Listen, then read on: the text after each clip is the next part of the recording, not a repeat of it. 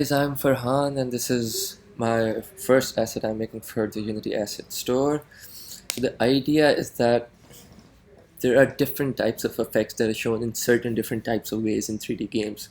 So I have grouped those ways effects are shown in and abstracted out the code for their instantiation, their placement in the 2D or 3D hierarchy, depending on whether they are 2D or 3D, then their pooling and their destruction. So I'm going to go over the different types of effects that you will see in many games. I run this, and the first one I want to show is this shadow under the player's foot. So when the player jumps, the shadow shrinks and comes back to its original size when it lands. This is the first effect. Then the second is you can see right on top of the player's head, it's a 2D health bar that is following the player at a certain fixed displacement from the head. Then press R. So another type of effect that can be handled with FXHandle. FXHandle is, by the way, name I've picked for this asset. So when I press R, it spawns a 3D object, in this case a particle effect, that is attached to a transform. So if the transform moves, the effect moves with the player. And another kind of effect that you will see very commonly in 3D games is floating text. Another effect would be effects that are or 3D objects that are created in world space, like when a player dies and you want to show a blood pool under your player. So although the player has been destroyed, the blood pool still shows.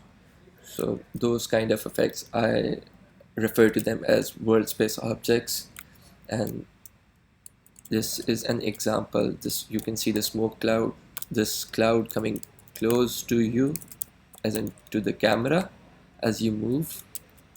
And I'll go away. Now you will see them much smaller and going away from the player. Now you can see it coming into the camera. Then another effect I want to show is you must have seen in many runners is that although when you collect coins or boosters, for example, they show like this. They show coins, for example, like this. But if you want, this is an example of 3D objects that you want to instantiate. So when I interact with them, it spawns 3D objects that follow the player in X and Z, but gain height, to give the effect. And this one is just updating the player's health bar. So I have covered 1, 2, 3, 4, 5, 6, 7. So this asset covers basically 7 types of effects that you can handle with FXHandle.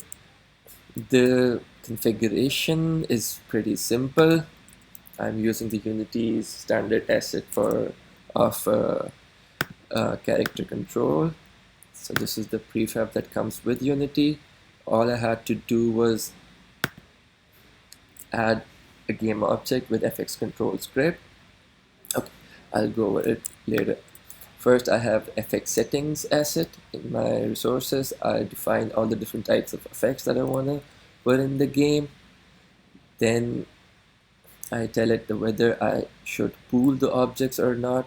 So what it does is, if you are not familiar with object pooling, is that all the effects, all the prefabs that I put against an effect, they would be created when the player is created.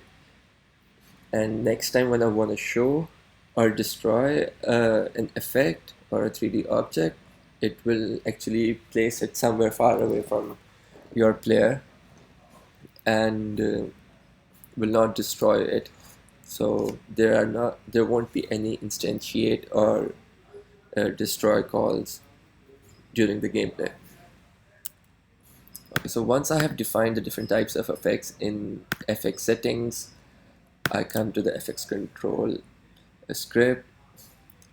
I tell it that I want to add an effect for, say, damage, and in damage I say that I want to show floating text.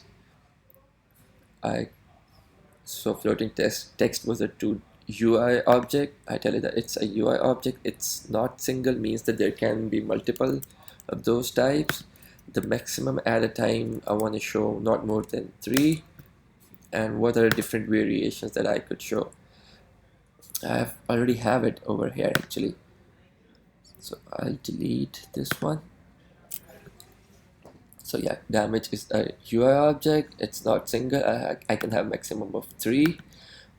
There are 2 types of variations for this effect, this prefab and this prefab. Then how long do I want to show this effect, and what is the position that it follows? So I've told this FX control to spawn floating text for this floating text or this floating text at this transform in 2D. There can be maximum of 3 at a time. So whenever you want to show fourth, the first one would go back to the bool and then come back from the bool and be shown as your fourth effect. So this is an overall idea of what this asset is about.